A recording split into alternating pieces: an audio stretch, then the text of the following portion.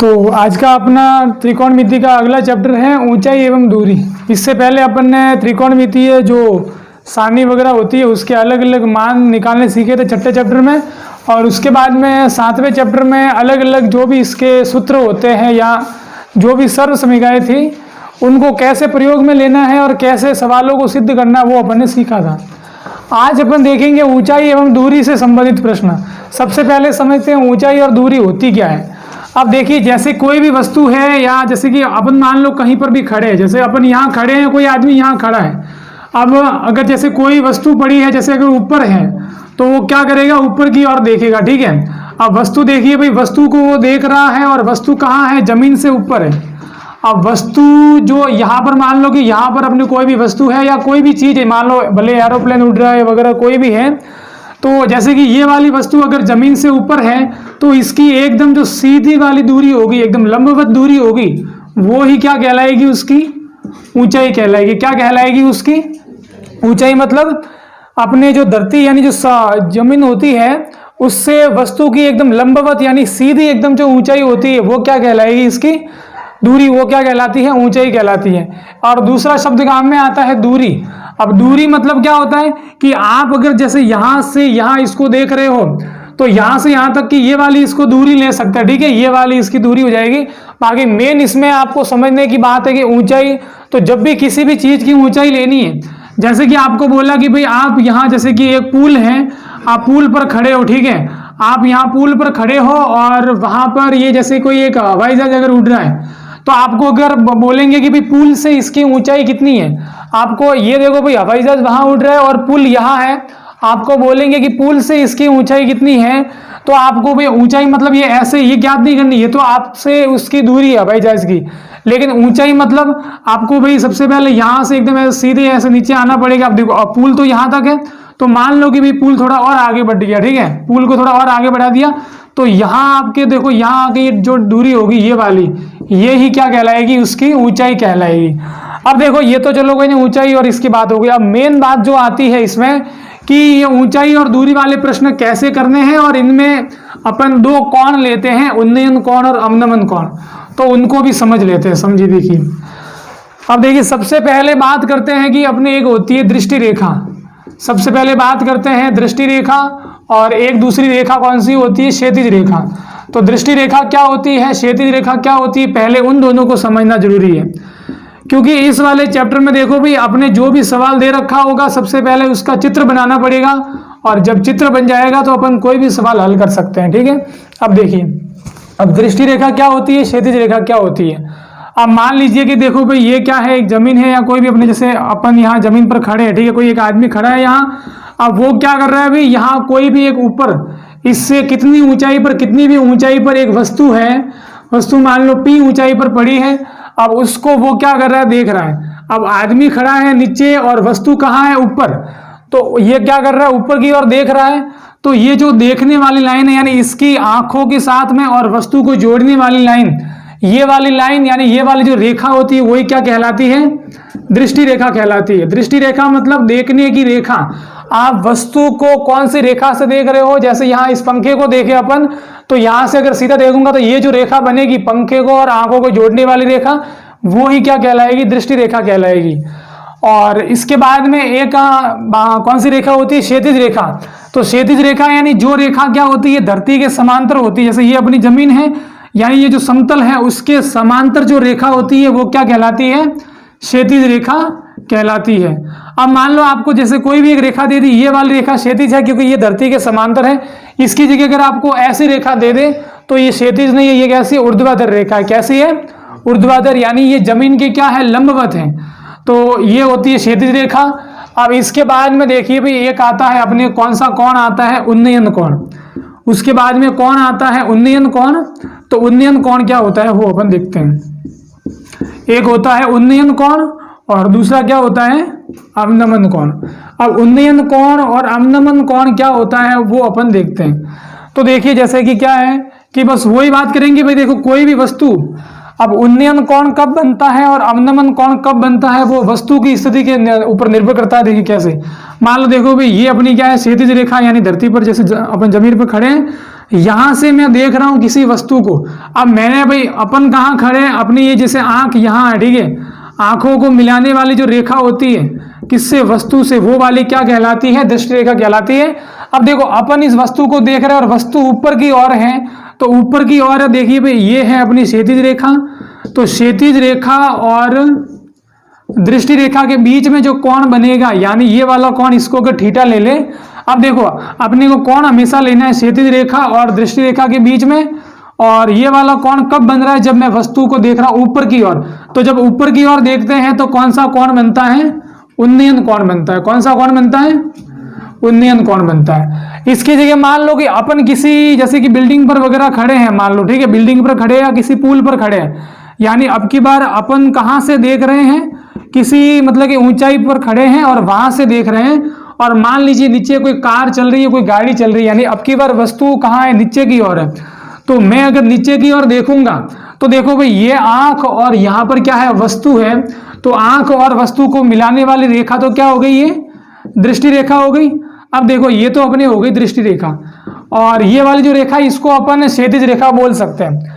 लेकिन अब बात करते हैं भी अब की बार कोण कहाँ बनेगा, तो अब की बार अपन कोण यहां लेंगे, लेकिन क्या देखो भाई यहां अपन कोण नहीं ले सकते, कि कोण जो बनेगा वो दृष्टि रेखा और क्षैतिज रेखा के मध्य में बनना चाहिए।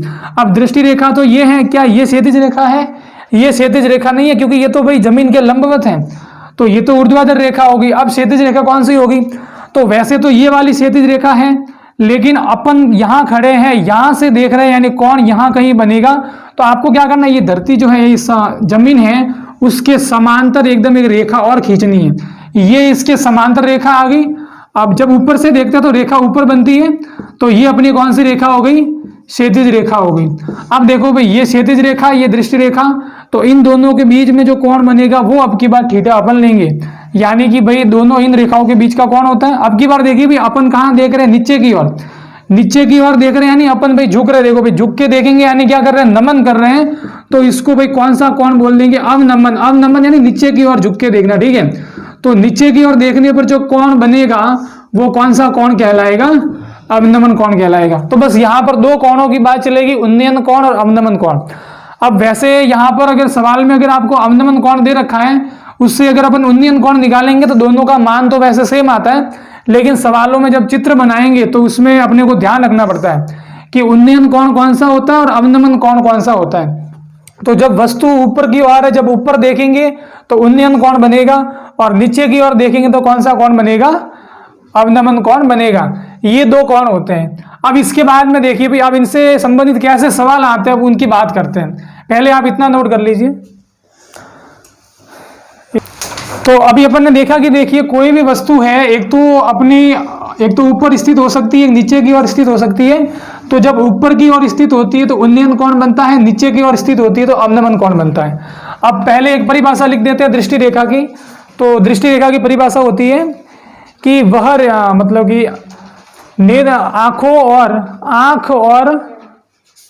आंख और वस्तु को, क्योंकि अपन आंखों से देखते हैं तो इसको ऐसे लिख सकते हैं कि भाई आंख और वस्तु को मिलाने वाली रेखा, आंख और वस्तु को मिलाने वाली जो रेखा होती है वो ही क्या कहलाती है, दृष्टि रेखा कहलाती है। देखो ये जहां से अपन देख रहे हैं, अपन जहां खड़े हैं वहां जैसे ये अपनी आंख है, आंख से वस्तु को मिलाएगी वो रेखा दृष्टि रेखा कहलाएगी। इसके बाद में अगली जो अपनी रेखा होती है क्षैतिज रेखा, तो इसको आप लिख सकते हो कि धरती या जमीन के समांतर, ठीक है। आप लिखोगे भाई धरती या जमीन के समांतर जो रेखा होती है वो क्या कहलाती है, क्षैतिज रेखा कहलाती है, ठीक है। धरती के समांतर रेखा वो क्या कहलाएगी, क्षैतिज रेखा कहलाएगी। उसके बाद में उन्नयन कोण, तो जब वस्तु ऊपर की ओर स्थित होती है, जब वस्तु ऊपर की ओर स्थित होती है तब उन्नयन कोण बनता है। जब वस्तु ऊपर की ओर स्थित होगी तब उन्नयन कोण बनता है।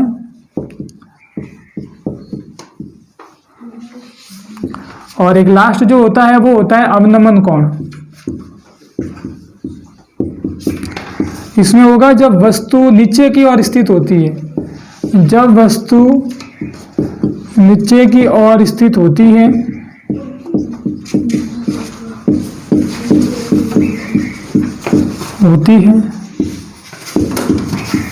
तब अवनमन कोण बनता है।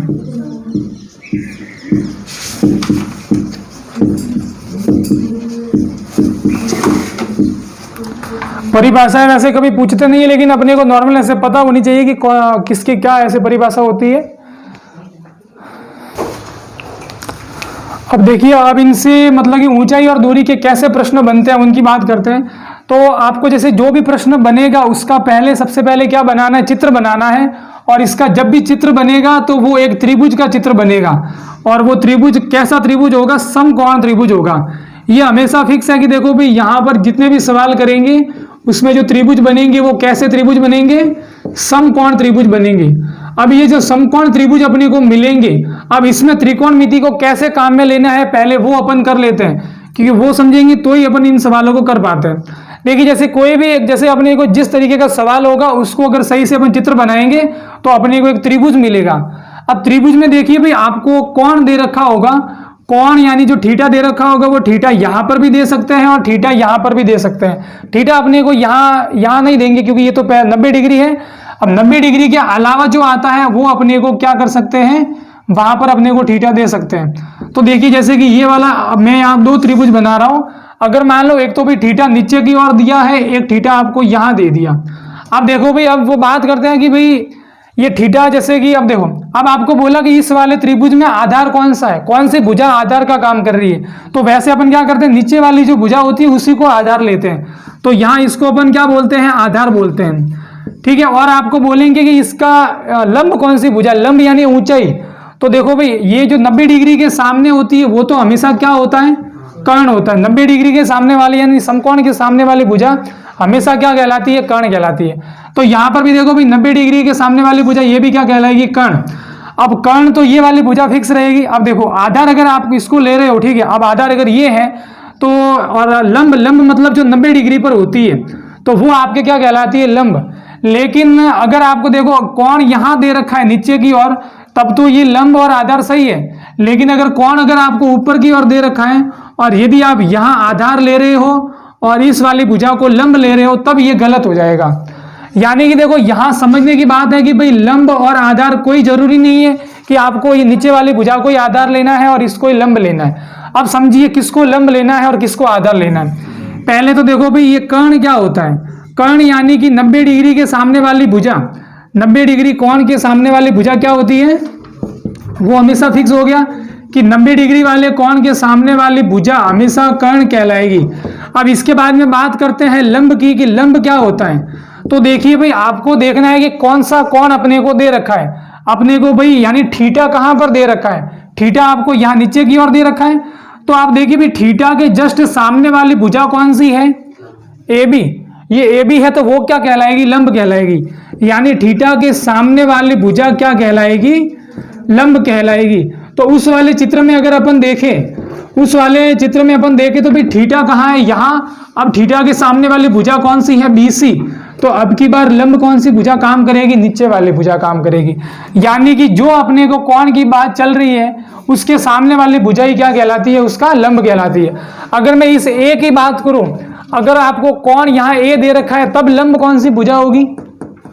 अगर आपको ए दे रखा है तो ए के सामने भुजा कौन सी, BC आ रही, तब ये BC लंब हो जाएगी। यानी कोण को देखना है आपको, कोण जहां दे रखा है उसके सामने वाली भुजा लंब लेनी है। इसके बाद में आता है लास्ट, ये आधार आता है। आधार क्या होती है कि देखो भाई थीटा के पास वाली भुजा। अब देखो थीटा के पास वाली भुजा ये भी है, थीटा के पास में ये भी है। अब थीटा के पास में ये वाली भुजा तो भाई कर्ण हो गई, इसके अलावा इसके पास में कौन सी ये आ रही है, तो ये क्या कहलाएगी, आधार कहलाएगी।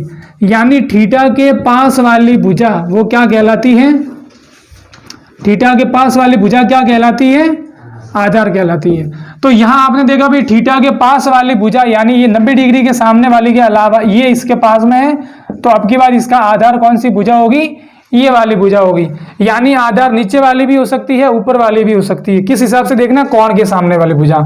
अब देखो इसके बाद में अब ये लंब कर्ण आधार इन सवालों में कैसे काम में लेते हैं, तो उसकी एक ट्रिक होती है भाई लाल बटे कक्का। क्या होती है एक ट्रिक, लाल बटे कक्का। अब लाल बटे कक्का में देखो भाई क्या होता है, लाल बटे कक्का का मतलब होता क्या है, देखिए भाई अपन ने पहले टोटल 6 त्रिकोणमितीय अनुपात पढ़े थे, sine theta, cos theta, tan theta, cot theta, sec theta और कॉसेक थीटा। ठीक है, ये 6 अनुपात थे, इन्हीं क्रम में इनको याद रखना है।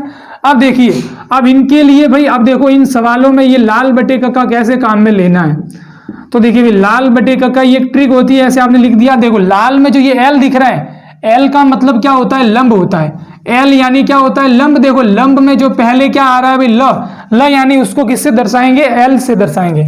इसके बाद में ए, यहां पर आपको इनमें से देखो भाई ये तो हो गया एल यानी लंब हो गया, ए मतलब आधार, ए का मतलब क्या होता है, आधार, तो यहाँ ये ए का मतलब क्या हो गया भाई, आधार हो गया। इसके बाद में और क्या आ रहा है, वापिस ये एल, ये लंब हो गया, और के का मतलब क्या हो जाता है, कर्ण हो जाता है। के मतलब क्या होता है, कर्ण। तो इन तीनों भुजाओं को दर्शाने का क्या तरीका हो गया, कर्ण को लिखेंगे के, लंब को लिखेंगे एल और आधार को क्या लिखेंगे एल।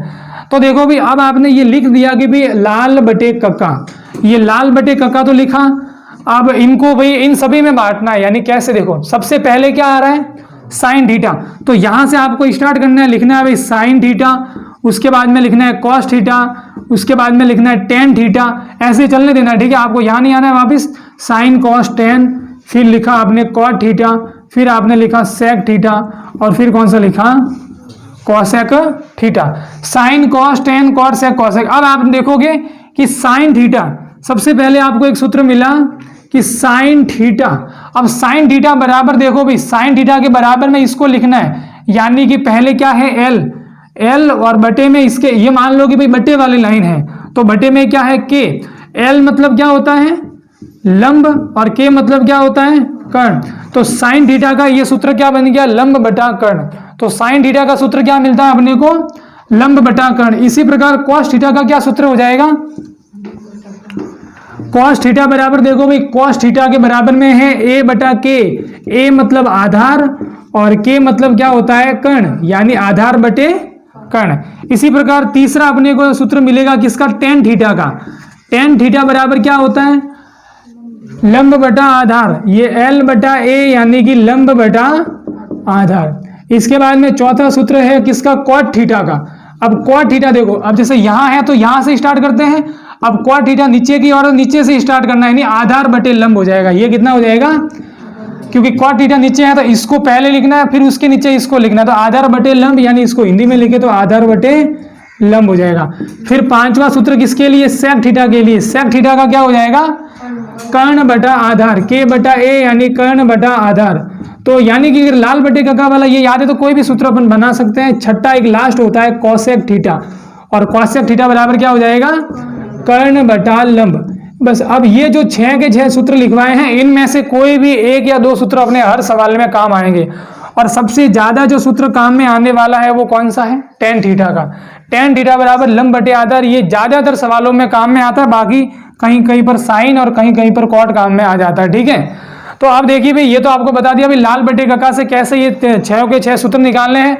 अब इनके बाद में अपन प्रश्न स्टार्ट करते हैं, लिख दी।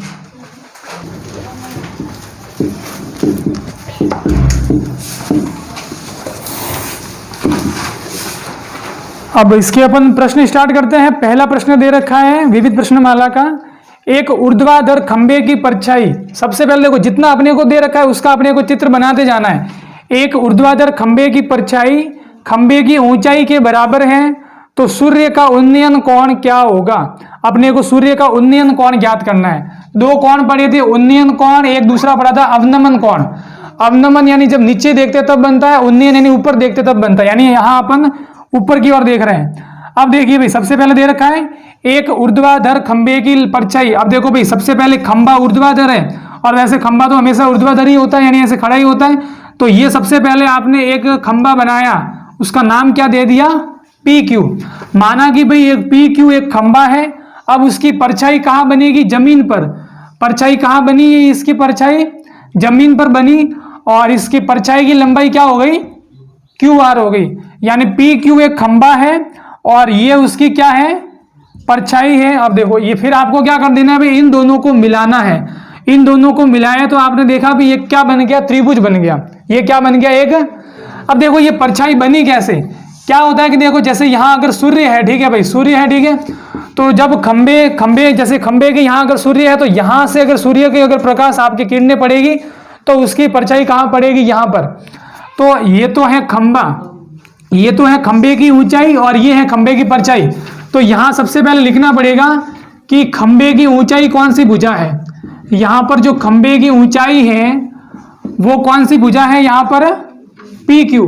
तो खंबे की ऊंचाई यानी पी क्यू। और कभी भी जैसे ऊंचाई होती है, ऊंचाई को इंग्लिश में बोलते हैं हाइट, तो हाइट को आपको किससे दर्शा लेना है, एच से, ठीक है, किससे दर्शाना है, एच से। अब यहाँ तो वैसे जरूरत है नहीं तो मैं यहाँ इसको एच से नहीं लिख रहा हूँ, ठीक है, ये ऐसे लिख दिया।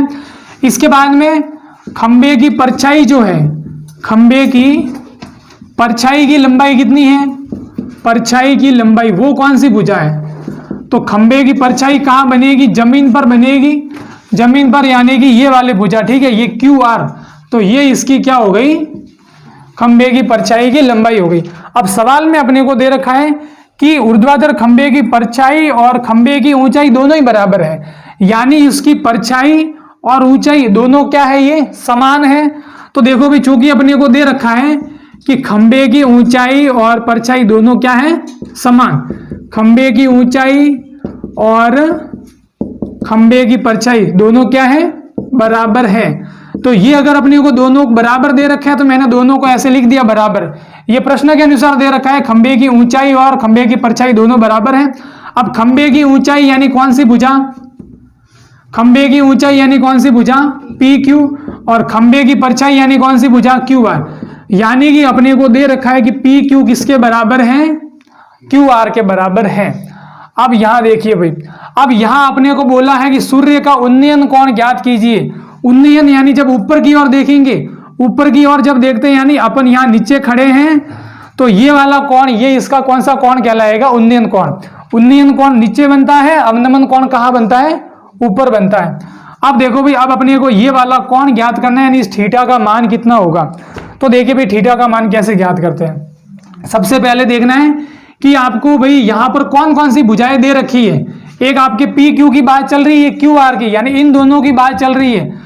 तो इस थीटा के सापेक्ष ये वाली भुजा क्या कहलाएगी, थीटा के सामने वाली भुजा क्या कहलाती है, लंब कहलाती है। यानी ये वाली भुजा क्या होगी, लंब होगी। और थीटा के पास वाली भुजा क्या कहलाती है, आधार। यानी ये वाली भुजा क्या होगी, इसकी आधार हो गई।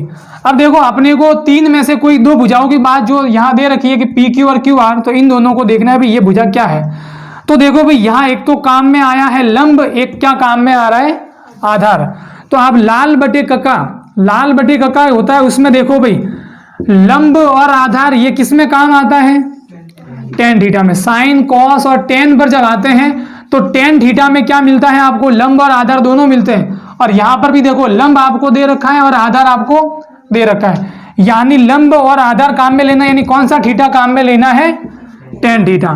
तो भाई टेन थीटा बराबर क्या होता है, लंब बटा आधार। तो ये हो गया भाई लंब बटा आधार, ये अपने को सूत्र काम में लेना है। अब देखिए भाई टेन थीटा, अब थीटा का मान तो पता है नहीं, ऐसा कैसे रख दो। अब लंब, यहां पर लंब यानी कौन सी भुजा, पी क्यू, और आधार यानी कौन सी भुजा, क्यू आर। आधार यानी कौन सी भुजा, क्यू आर। तो आपने भाई दोनों के मान रखे यहां पर। अब आपने समीकरण एक में देखा भी पी क्यू किसके बराबर है, पी क्यू क्यू आर के बराबर। यानी मैं पी क्यू की जगह कितना रख सकता हूं, क्यू आर, या फिर क्यू आर की जगह कितना रख सकते हैं, पी क्यू। तो किसी भी एक जगह आपको चेंज करना है, यानी यहाँ पी क्यू की जगह आप क्या रख दो भाई, क्यू आर रख दो।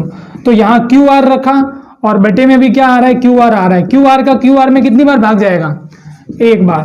तो आपको मिला टेन थीटा बराबर 1। अब अभी तक अपने को थीटा का मान नहीं मिला है। अब आपको ये देखना, यहाँ टेन है तो टेन के साथ में मैं कितने डिग्री कोण लूँ कि उसका मान 1 मिले। यानी टेन 0 डिग्री का मान 1 होता है, टेन 30 डिग्री का मान 1 होता है, या टेन 45 का मान। तो अपन ने देखा भी टेन 45 डिग्री का मान क्या होता है, 1 होता है। तो यहाँ एक को बदल के मैंने क्या लिख दिया, tan 45 डिग्री। अब देखो tan से tan कटा तो थीटा बराबर कितने डिग्री मिला अपने को, 45 डिग्री। यानी इसका उन्नयन कोण कितना बनेगा, 45 डिग्री बनेगा। ठीक है, एक बार इसको वापिस से समझ लीजिए। अपने को बोला है इसमें कि एक खंबा है, उसकी परछाई और उसकी ऊंचाई दोनों क्या है, समान है। सबसे पहले तो भाई ये समान वगैरह जो दे रखा है बाद में लिखना है, पहले लिखना है कि यहाँ खंबे की ऊंचाई कौन सी है और परछाई कौन सी है, वो लिखा। अब देखो इसकी ऊंचाई और परछाई दोनों समान है, यानी पी क्यू और क्यू आर दोनों क्या है, समान है। अब आपको पी क्यू और क्यू आर दे रखा है, यानी ये दोनों भुजाएं, तो ये दोनों भुजाएं पता करनी है भी क्या कहलाती है। तो थीटा के सामने वाली ये लंब कहलाएगी, ये आधार। अब इसमें देखना है लंब और आधार किस में काम आता है, tan थीटा में। तो tan थीटा वाला सूत्र काम में लेना, फिर इसको ऐसे करना है। ठीक है, ये तो छोटा सा प्रश्न है, 1 नंबर में बनता है। अब इसके आगे और अपन प्रश्न देखेंगे। ठीक है।